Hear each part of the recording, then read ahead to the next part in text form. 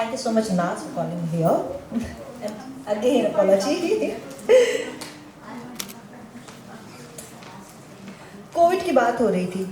Covid में बहुत कुछ हुआ, बहुत सारी जाने गई। कि आपको मालूम है कि जो औरतों के खिलाफ वायलेंस था वो मैनीफोल्ड हो गया था। बहुत सारी ऐसी औरतें थी जो कि देवर डोमेस्टिक वायलेंस मैनीफोल्ड हो गया था। It was like domestic violence की बात जब भी होती है, it is more about women than any other gender. Like there were LGBTQ people also suffering, but women are the biggest sufferers. So, and it was not about like they were being beaten. It is not always whips or sticks. They leave a mark.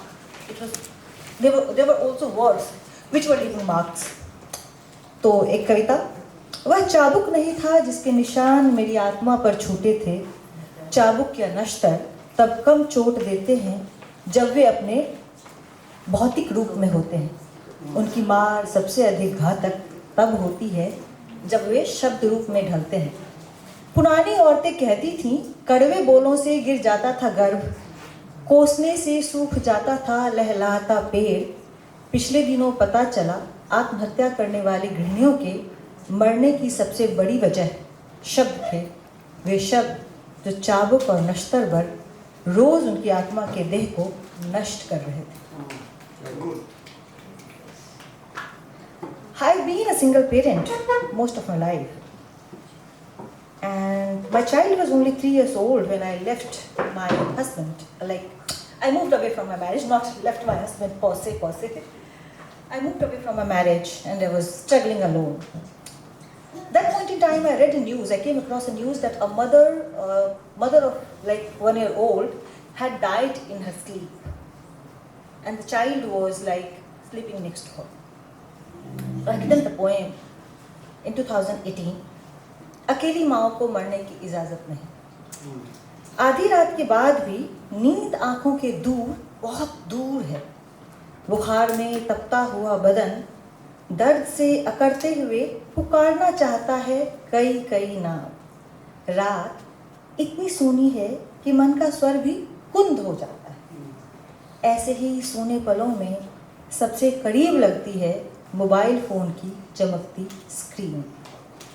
दुनियादारी में मशगूल हो जाना दर्द को भुलाने का बेहतरीन नुस्खा है। स्क्रीन पर कई खबरें चमकती हैं। पहली खबर है एक माँ की, जिसे कैंसर लील गया था नींद में और बगल में सोती रही थी छोटी बच्ची। सिहर उठती है फ़ोन थामी हुई उंगलियाँ, खबर पढ़ रही एकल माँ की। सहम कर देखती है अपना हाथ, जिंदगी की रेखा खूब लंबी है, यह सुकून की बात है। वह सोचती है इन रेखाओं को लंबा होना ही था, बगल में सोते बच्चे की खातिर ईश्वर एकल माँ को मरने की इजाज़त नहीं देते। So my ex-husband is an army officer, and in 2019 when we were going through the process of divorce, he was posted in Pulwama somewhere, and that time only the Pulwama thing had happened. So when that thing happened, something came out, as Bushra ma'am said, poetry comes to you. So this poem happened then only. मेरे पुत्र के पिता, कई साल बीत गए हैं उस दिन को जब मैं और तुम आखिरी बार साथ बैठे थे। पूर्वोत्तर की चढ़ाइयों में महीनों बिताकर तुम लौटे थे महीने भर की छुट्टी पर।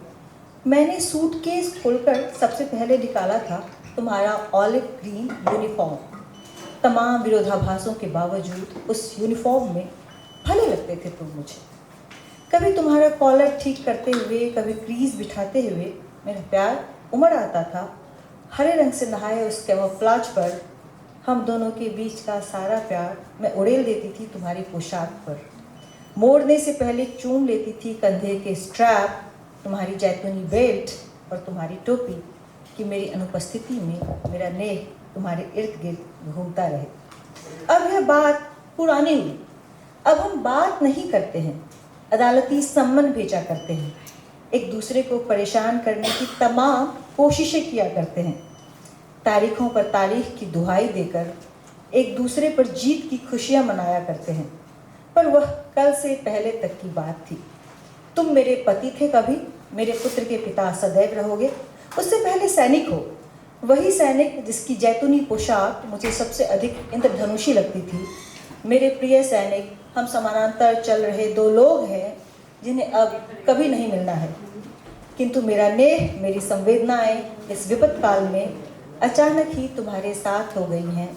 मुझसे कह रही हैं सब इंतज़ार करेगा, तलाक के कागज़ों पर अदद हस्ताक्षर भी, उत्साह बढ़ाने के तमाम शब्द कहीं लुप्त हो गए हैं। अब बस दुआ बची है कि तुम प्रखर रहना, प्रखर लौटना अपने घर, हर बार छुट्टी में, वह घर जो कभी मेरा था, जहाँ जाने कौन तुम्हारे सूटकेस खोलता होगा। तुम्हारा लौटना ज़रूरी है, मेरे कहीं भी होने से ज़्यादा, बहुत ज़्यादा। हो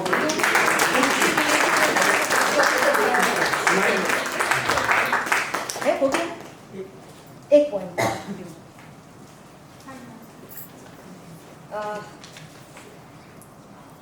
दिस लास्ट पॉइंट। देश में दंगे जैसा कुछ हो रहा है। आरोप है कि चारों ओर अराजकता है। कुछ औरतें हैं जो धरने पर बैठ गई हैं। आजकल यह औरतों का नया शगन है। कोई भी धरना हो, कैसा भी प्रदर्शन हो, मुंह उठाए चली आती हैं। पौरुष दर्पित आवाज ने यह टिप्पणी की थी, कामचोर औरतों को नए बहानों और नए यारों की कोई कमी नहीं रहती है।